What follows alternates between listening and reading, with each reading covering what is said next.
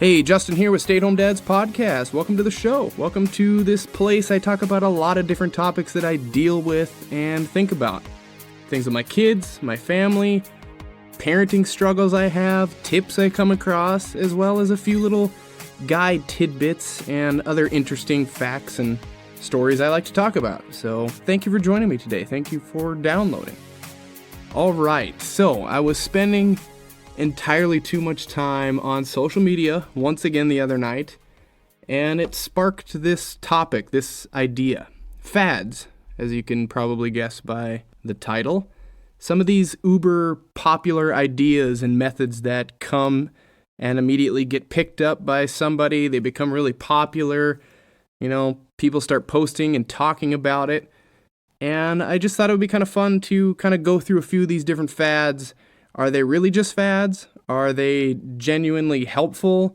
Will they stick around? Will they stand the test of time?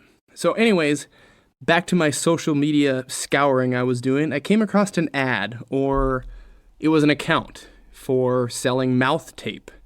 Hostage tape was the product that I saw. It was their page that I was on.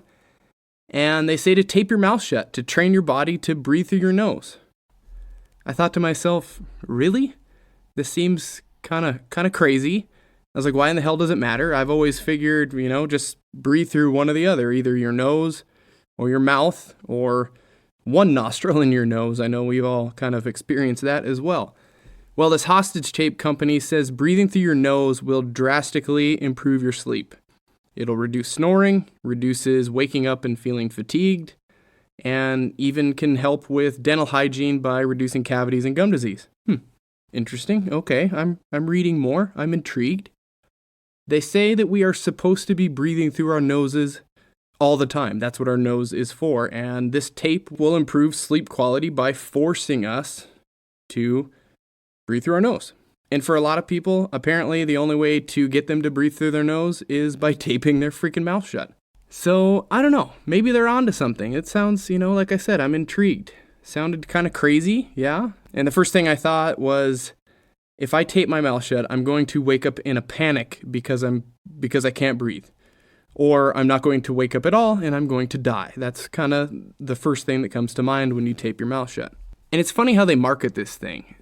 They say there's this amazing treatment that makes you feel happy, makes you feel less depressed, enhances memory, keeps you slim, wards off colds and flus, and even cancer, and reduces food cravings. And that one treatment is improving your sleep. And I guess that's what this whole hostage tape thing is trying to sell. They're just selling one thing that improves the sleep. So that's all they're doing. Or at least it's supposed to improve your sleep, according to them. But that one thing, I agree, that one thing has a huge effect across your whole life.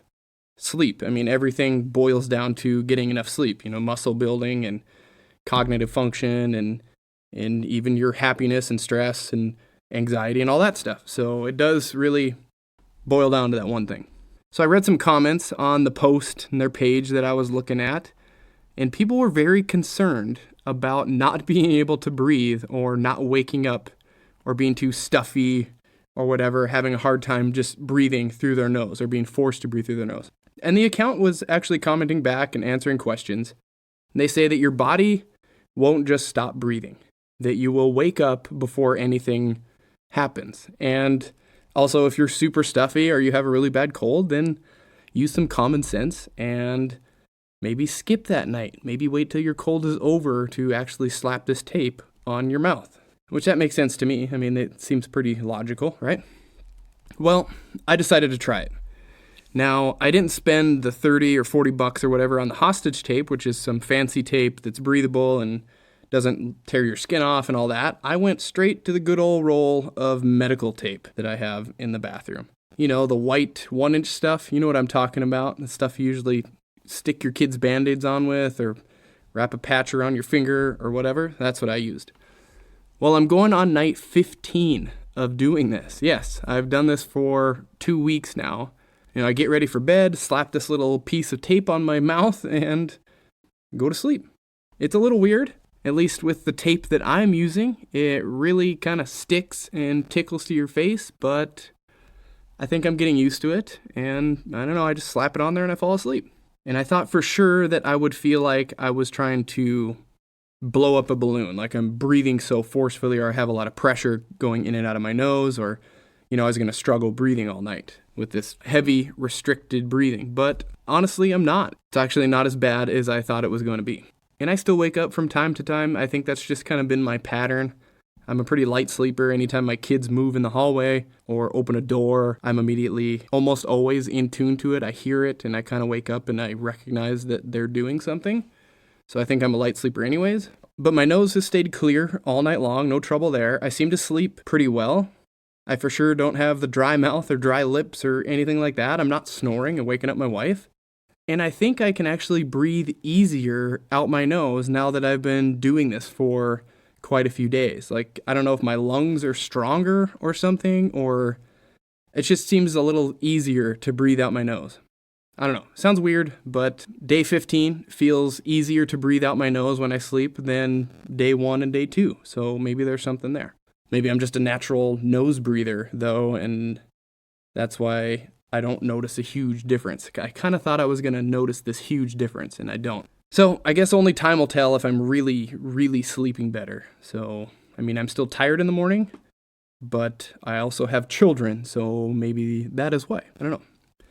So I wanted to get a couple opinions from some sleep experts and things online and kind of see what they said and see if this is a good or a bad thing. Initially you think it's bad. Well, the Cleveland Clinic said there is not enough research for them to even get behind this trend or deal with it. So, they're out, they're gone, they don't care. The Sleep Foundation said that mouth taping might be beneficial as a snoring treatment with mild obstructive sleep apnea. So there you go, it might take care of some sleep apnea patients. And wearing a porous patch caused all the participants in a study to breathe through their nose. It also changed the angle of their palate and their tongue, which led to much less snoring. So if you're trying to get rid of snoring, this might be something to look into, because it sounds like, at least in their study, snoring was drastically reduced. But they also say that more research needs to be done. Both of these sites do say side effects being skin irritation and pain when taking off the tape, and possible discomfort or difficulty breathing, which, yes, breathing through your nose can be, a little bit different than just having your mouth gaped open and breathing through your mouth. But notice the real side effects here are skin irritations. They didn't say you're going to die. They didn't say you're going to starve your brain of oxygen. Just your poor, delicate facial skin might get a little tender from the tape. So that's kind of good. That's good. And there is a scientific advantage to breathing through your nose. It humidifies and warms the air coming into your body. It produces nitric oxide, which helps widen blood vessels and improve oxygen circulation in your body. And it improves lung capacity, reducing coughing as well. Plus a bunch of other little things. So I think this whole mouth taping would be, something to try if you're having some of these problems. And see, I guess I am breathing better, because it just said that breathing through your nose improves lung capacity and oxygen circulation in your body. So it's true. That was terrible. Anyways, granted, do this at your own discretion. If you're all stuffed up or you're paranoid that this is going to kill you, then maybe you shouldn't do it. If it just freaks you out to sleep with something stuck on your face, then maybe don't do it. If you think you're going to die, maybe don't do it. So, travel at your own risk there. But another option is you could also do this when you're awake and maybe train your body to get used to it. Slap a piece of tape on and do some duties around your house, maybe go for a walk or whatever, and keep doing that for a while and kind of see how that goes if you want to try it out. That's an option as well. So anyways, like I said, this mouth taping business got me thinking about other trends or fads or other things that may be on the horizon that are going to come and go, fizzle out, or stick around and stay. So I wanted to just kind of talk about a few other things here in today's episode. First trend that really kind of sticks out in my mind is the ice bath. And man, the first time I remember anything to do with an ice bath or ice bathing was way back when I was a kid. And I remember seeing these guys jump in frozen lakes, like in Chicago or in Minnesota or whatever. Usually these big old dudes, big bellies, these big husky dudes doing this challenge. I think it was called the polar bear plunge or the polar plunge or something back then. I distinctly remember this as a kid. Well, apparently they've been doing that. I just looked it up. They've been doing that for years, since like 1900s at least, according to Wiki. They've been, jumping in lakes around the United States and in Canada and probably other countries as well. Well, now fast forward 30 years from my childhood, and now every athlete, Rick Johnson, Joe Rogan, bodybuilder, social media promoter are pushing cold water immersion therapy, or whatever fancy term they want to use to call this, polar plunging. It's in countless Instagram posts of, if you follow fitness people or influencers or anything else, there's all these people saying how amazing this stuff is. People talking about how unbearably badass it is and all the benefits that it touts. And companies are also popping up all over the place selling these plunge tubs. So what are the benefits? What good does this do? I know a lot of podcasters have talked about it. There's, what's his name? Huberman Lab, that guy. He's talked about it a lot. He's kind of a cool, sciencey doctor guy. He talks about the benefits of cold plunging. If you want to check that out, check it out. But according to my swell internet searching, an orthopedic doctor says that it is actually shown to help with strength, fatigue, muscle soreness, and inflammation. They also say to be cautious, though, because the cardiopulmonary system can experience a shock due to the temperature changes. So might get into a little heart attack territory, I guess. But from reading all the social media posts, and I know we don't hang on every word that social media people say, plus a little bit of my own experience with cold immersion. Well, not necessarily cold immersion, more like a cold shower that I have hopped into begrudgingly. But it's more of a personal feeling. It taps more into your mentality a little bit. Yes, it may be a form of physical therapy, but I think there's a lot of mental therapy going on there as well. Reducing stress, pushing your body to handle stress, the cold water, and not freaking out over it. You're overcoming something like that, right? You're getting yourself out of your comfort zone. You're having your body react to cold-ass water, right? That's out of your comfort zone. And I could see how that would build some resilience, just doing those things, doing hard things. Also, this is something that anyone can do, from a cold shower aspect anyways, to accomplish that same feeling or that same stress reduction. I myself, I can hardly handle the cold shower. I've done it a few times, and I'm kind of a wuss in that aspect. I'll be honest, I didn't like it. I don't have the balls to commit to the cold shower and stand there for a bunch. I know it's not supposed to be fun, but I hated it, I'll be honest. Maybe a cold tub would be easier for me. I don't know. So here's a few more from an IG post on the Cold Plunge account that I was talking about. And they say that the benefits are improved muscle recovery by reducing inflammation. I already mentioned that. Increased circulation.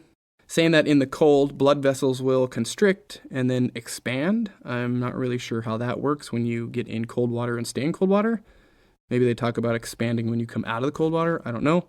Anyways, they also say reduce stress and anxiety. The shock can even activate the parasympathetic nervous system, which promotes calmness and reduces stress. Boosts immune system by stimulating the production of white blood cells, which strengthens the immune system, according to Instagram anyways. And enhance mood and mental clarity by releasing endorphins during and after a cold plunge. Now, I don't necessarily know about all that stuff. A, I'm not a doctor at all. I tell that to you almost on a weekly basis. I'm not. And B, that was read from an Instagram post. So take it for what it's worth, like I said. But I do think it's good to do. If you can do that sort of thing, then you can probably do anything. If you can overcome the tub, then you have the mindset to overcome a lot of things in your life. So that's kind of a fun way to look at it. And I think it does help with immunity and not getting sick. Granted, like I said, I'm not a doctor, but making your body adapt and fight off the cold water, making your body really work when most of us are always in this constant state of cozy comfort. We are in our warm bed, we're in our air-conditioned house, we're in our air-conditioned car, we're taking our hot showers. We're always in this state of I don't know how to really word it. It's just, we're always in this comfort state. We never push ourselves one way or the other. So I think doing that could be good for your immune system. Could be good for your mental clarity as well, like they said. I'm debating turning my hot tub down maybe one of these days and using it as a cold tank and see if I can handle that. Maybe I'll have the balls for that. I don't know. But that's an option. I might do that. And I do think it's here to stay. I think cold plunges are here to stay. Maybe some of the fanfare will die off, the celeb social posting and the pushing will go down a bit, but I think it's got enough benefits. And despite it kind of blowing up here in the past couple years, cold plunges have been around for a long ass time. I read somewhere online that cold water therapy has been used since like 3500 BC. So it's nothing new. Doctors were prescribing it back then to help people with ailments. So just like the hot tub and the sauna, those are mainstays in the health and wellness kind of aspect. I think a cold plunge is going to sit right next to those. All right, next one that comes to mind is weight loss shots or drugs. This has kind of been a hot one lately in the news, online. I even saw it on the Today Show. Ozempic, if you haven't heard of that. These injectables for type 2 diabetes that people are using to lose weight. So what do? These injections temporarily turn down your appetite so you're not as hungry, and then you eat less. And according to Time Mag, the average person loses about 15% of their total body weight in a little over a year's time, which that's good. 15% that's a lot of weight if you know. But they also say these drugs are meant to be used long term, like a diabetic would use them. That's what they're for, not short term. So when people that are on it for weight loss stop taking it, what happens? Their weight comes back. All their weight comes back. Okay, that's what happens. They stop taking the shots. Boom. No shit. All your weight comes back. So why does this happen? Well, my opinion is because you haven't changed anything in your life to promote weight loss, aside from eating smaller meals because an injection is making you eat smaller meals because you're not hungry. But your same relationship with food is still there. Your cravings or uncontrollable cravings are still there. The moment you're hungry, you're eating. Your bad habits are still there. Your alcohol intake may still be the same or more. You've never really changed your lifestyle and formed good habits around keeping the weight off. And that's just my opinion on why it doesn't work long term. So people take the shot, their appetite goes down, they eat less, they lose weight, then they stop taking the shot. Well, their appetite just comes back and all their relationships with food is still there. So then there you go. You're back to where you were, or maybe even worse. I don't know. So that's why I and experts say stick to the basics, make good choices, drink less alcohol, prioritize protein, and just follow a sustainable diet and work out. And not even work out like go to a gym. Go for a walk in your neighborhood every day. That's like a good place to start, honestly. So is this fad going to stick around? I don't really think so. It's not sustainable. It's super expensive because the drugs should be used for diabetics. They shouldn't be used for weight loss, so I think there's people that are charging a shit ton for them, so it's expensive. And who wants to take an injection that they don't necessarily have to? Seems kind of crazy. I wouldn't want to do that. So there's that. All right, speaking of injections, I just want to talk about something real quick, and that's steroids. Do you think steroids will ever be normalized? I mean, I'm not saying steroids are a fad because people have used steroids for years and years and years, so it's not like this new fad or anything. I think we're seeing more of it in the aspect of celebrities or Liver King type people or other people talk about it, so we see it a little bit more. But why is there all the stigma around them? I know I'm not promoting them. Don't get me wrong. I know they can be bad for you. They can have very terrible, harmful side effects. But why else? Why else is there a bunch of stigma around them? I mean, you take a look at any huge muscled up actor in any number of movies, and in all the interviews, what do they say? They never admit to it, A. And then they say, oh, it's chicken and broccoli and training 5 hours a day with my personal trainer. And I mean, I get it. They don't want to sound like they're promoting an illegal drug to their fans, but I think they could be a little more honest about it. instead of insinuating that normal Joe Blows can reach that level with just hard work and a good diet, which, yeah, a lot of guys can reach a pretty good potential, but they're not going to be to that crazy upper super jacked 230 pound 6-foot dude with 10% body fat. Like, that's not, I don't know. I don't think that's you're promoting something that's unobtainable. I don't know. Tangent. All right, let me wrap this up. I know I've been kind of rambling today. So this last fad or trend that I want to talk about is AI. Do we know what AI is? Artificial intelligence, the simulation of human intelligent processes by machines. We all remember Terminator, right? That's exactly what I think of when someone talks about AI, because that's just what comes to mind. We have all seen that movie. So ChatGPT, Google AI, there's a bunch of them out there right now, bunch coming out right now, and honestly, it's pretty awesome. It's pretty cool, and especially when you start reading about all the stuff it can do. But on the other hand, it is freaking terrifying as well. And I'm not going to get into how it works because I don't know how it works. Like I've said before, I'm not a doctor, but I'm also not a scientist or an engineer. So I don't want to just read a bunch of things that I don't understand off the internet, but I will link a couple of articles and things if you want to read more about it. But AI is in how I understand it. When I have used it, it's just a system, not just a system, but it's a system that takes a bunch of data and then somehow uses that to make predictions and answer questions in the form of a chat bot or a program. And I think it pulls stuff. Does it pull stuff from the internet? I'd imagine it does. Anyways, I used ChatGPT the other week to kind of just play around with it and see how it works. I took a little conference thing and they went over ChatGPT with podcasting, and I took that and watched that, and it was very interesting.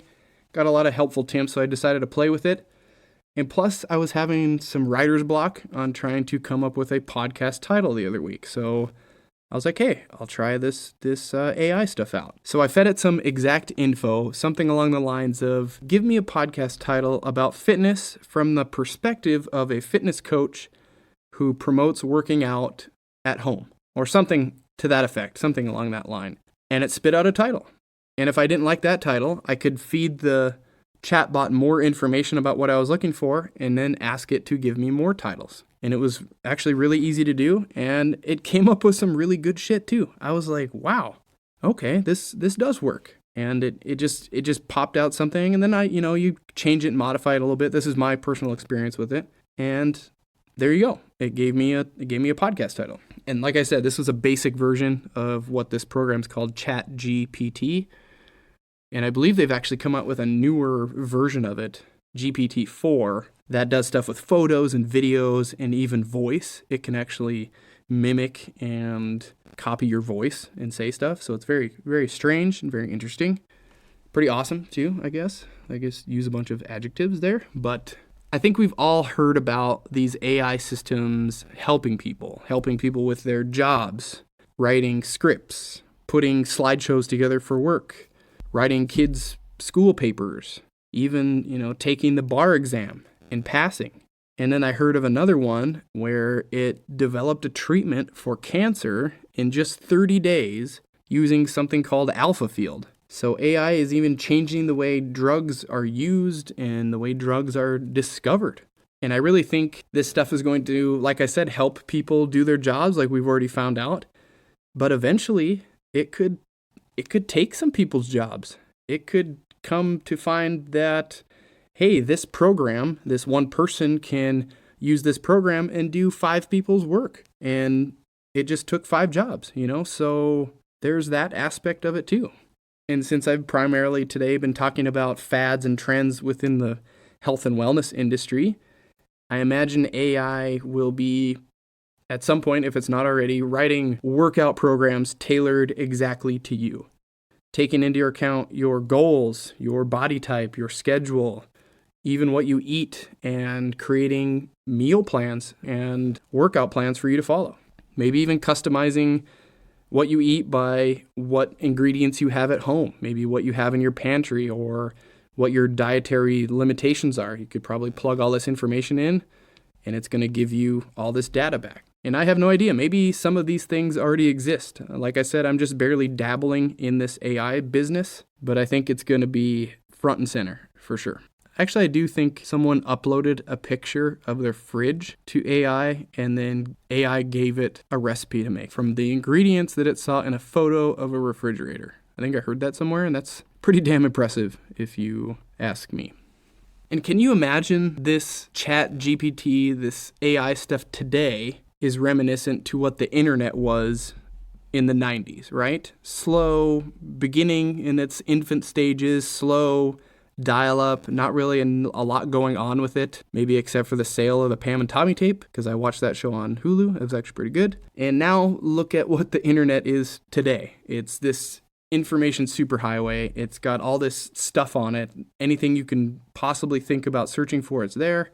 Speed, connection, it connects you with people. It's just leaps and bounds from where it was in the 90s. So today, this AI stuff is just in the beginning.